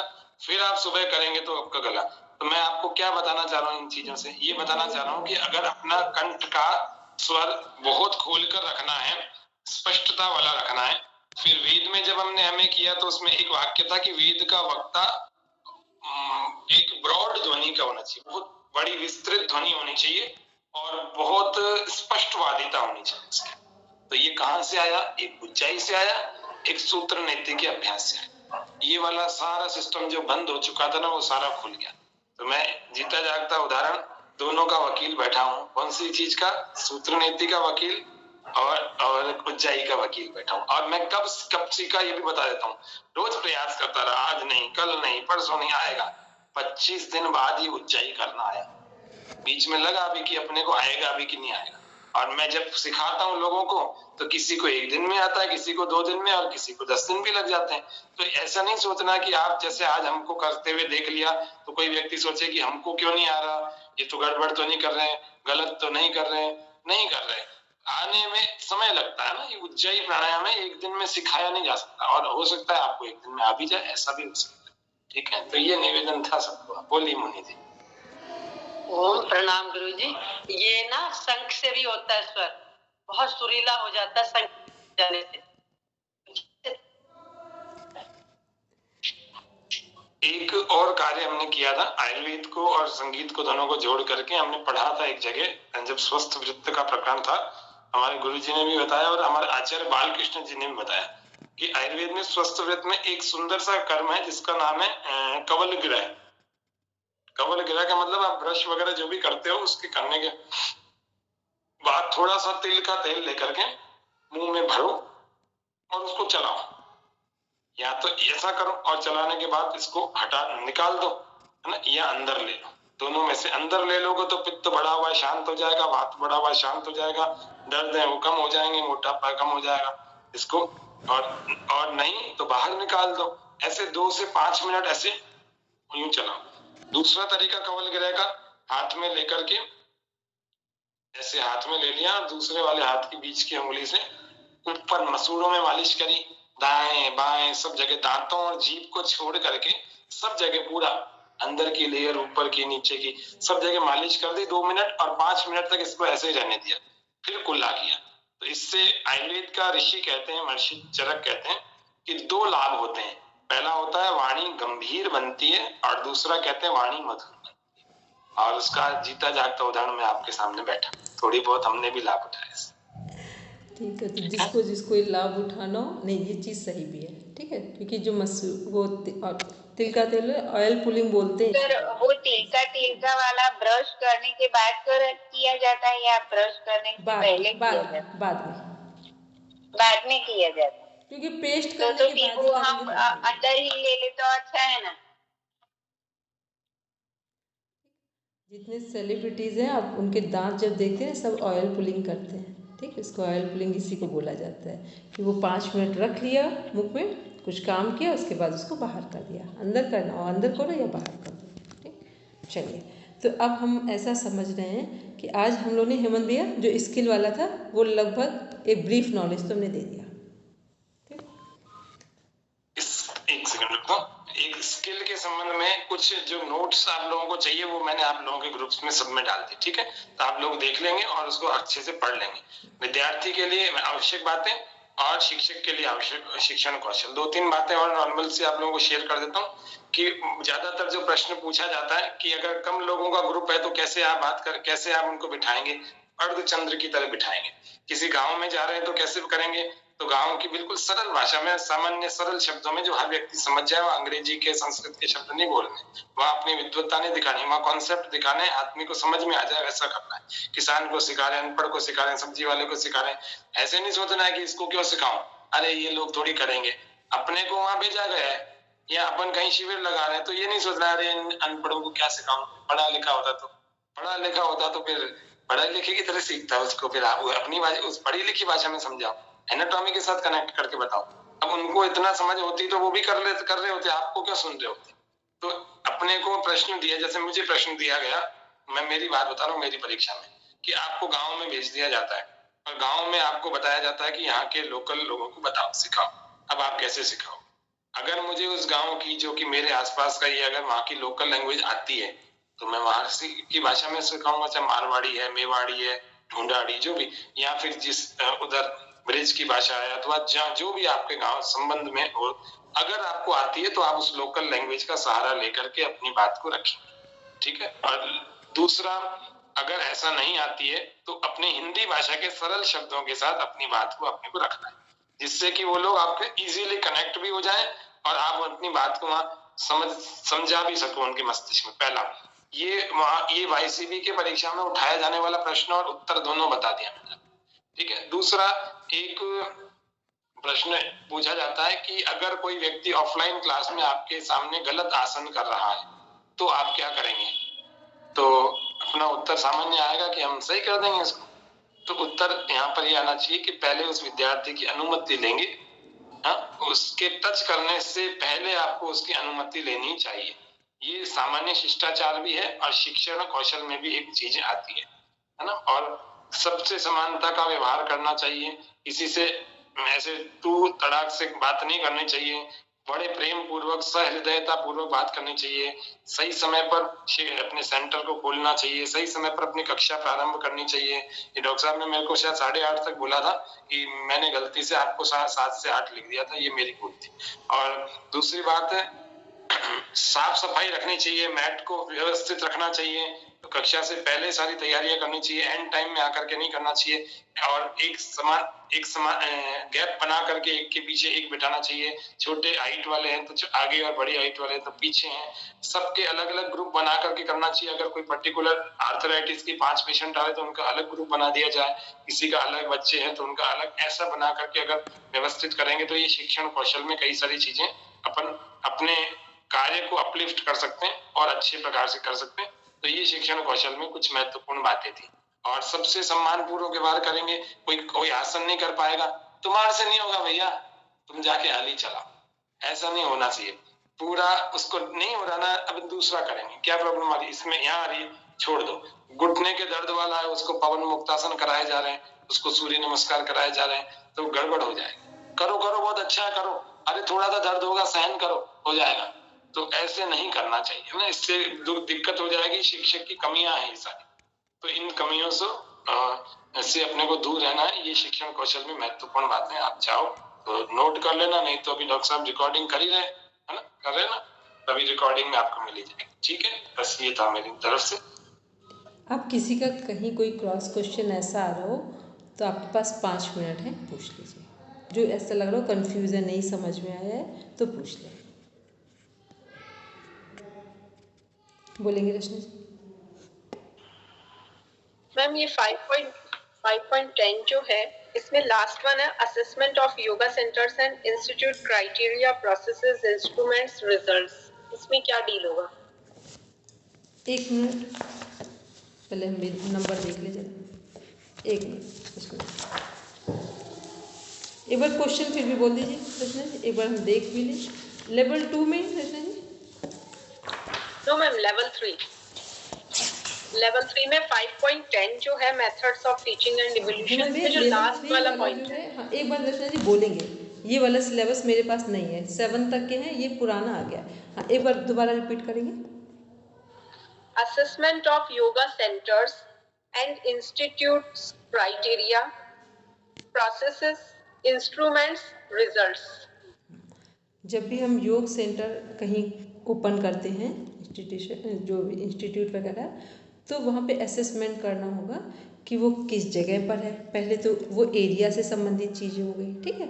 फिर दूसरा, वो वातावरण कैसा है जहाँ पे करवाने जा रहे हैं, क्योंकि आपको पता है ना, ऑफिस का वातावरण ऑफिस की फीलिंग को लाता है, योग का योग को, मंदिर की फीलिंग को लाते हैं, ठीक है। तो वो चीज़ों पर ध्यान रखना है। दूसरा, वहाँ पे कौन कौन से इंस्ट्रूमेंट होने चाहिए, ठीक। अब ऐसा ना हो कि हमने है योग सेंटर, वहाँ रखे हैं बर्तन चाय बनाने वाले, ठीक। इन बातों का बड़ा ध्यान रखना होता है। बहुत सारे जो लोग जाते हैं बाहर, वो इन चीज़ों को हेमंत भैया ने तो जरूर देखा होगा, ऐसी चीज़ें बहुत मिलती हैं। कई पुराने सामान पड़े हैं, मतलब अच्छी से अच्छी जगह है, क्योंकि पता है जो आपकी सुव्यवस्था होती है वो पहले माइंड को अट्रैक्ट करती है शांत होने में, ठीक।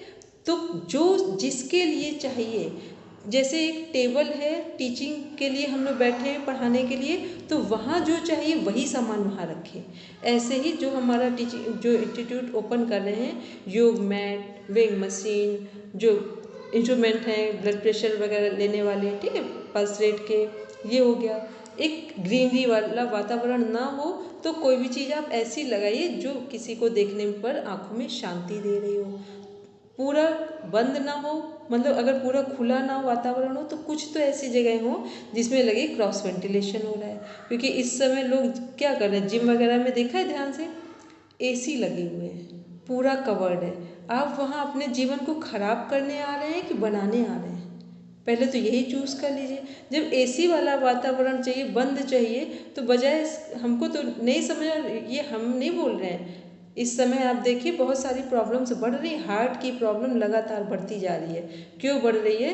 क्योंकि जब आपका ब्लड सर्कुलेशन एकदम फास्ट होता है नेचुरल सर्कुलेशन से, तो वो हमारे लिए हार्ट डिजीज डेवलप कर रहा है, ठीक। तो जो भी हम ओपन करने जा रहे हैं, इंस्टीट्यूट है या सेंटर है, तो वहाँ योग के अनुसार ही, अनुकूल ही वातावरण तैयार करें, बस इतना सा है। बोलेंगे मुझे इसमें ऐसा इसको भी ऐड कर सकते हैं, जैसे देखो अभी डॉक्टर साहब ने जिम के बारे में बताया, इतना सुंदर अनमोल रत्न उत्तर प्रदेश के आदरणीय राजू श्रीवास्तव जी चले गए, जिमिंग करते हुए चले गए। हालांकि उनकी 2-2 सर्जरियां हो रखी थी हार्ट की, लेकिन फिर भी वो क्या था, वो दौड़ने वाला होता है ना,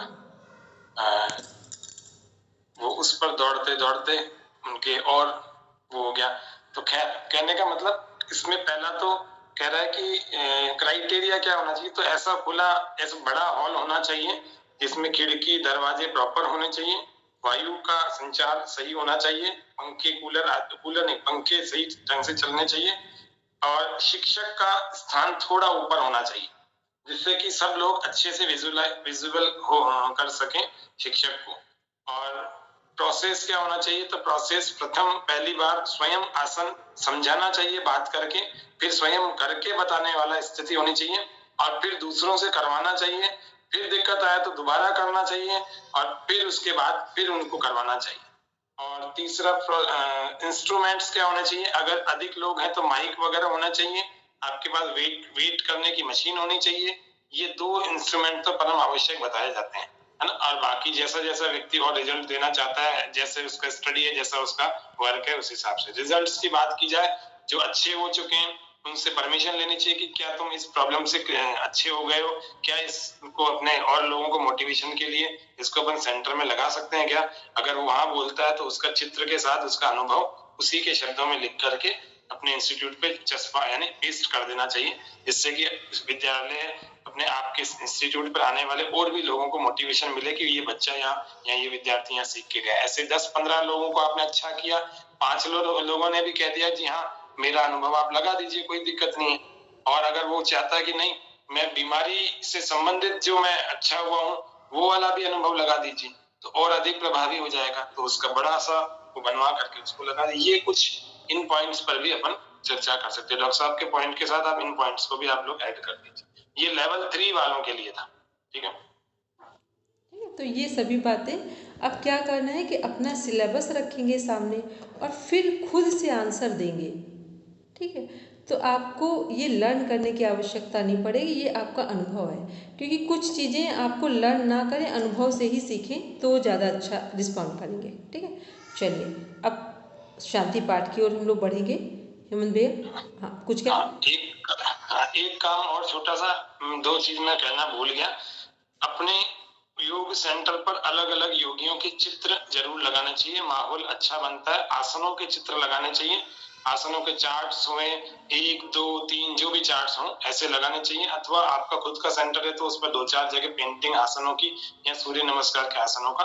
और कुछ योगियों के चरित्रों को जानने के लिए या इच्छुक व्यक्ति कैसे रुचि बनेगी वो जरूर लगाना चाहिए। और आपका जो वाईसीबी का सर्टिफिकेट है उसको बहुत बड़ा करके फ्रेमिंग में करके उसको जरूर लगाना चाहिए कि आपकी ऑथेंटिसिटी हो, चाहे वो एमबीबीएस डॉक्टर हो चाहे वकील हो, सब अपने सनद को अपने लाइसेंस को लगा के रखते हैं सेंटर पर। और जो सम्मान पत्र उनको प्राप्त हो वो भी लगा के रखते हैं, तो उनके इंस्टीट्यूट का एक क्राइटेरिया अच्छा दिखता है, बहुत अच्छी स्थिति दिखती है। शांति पाठ कर देते हैं ना।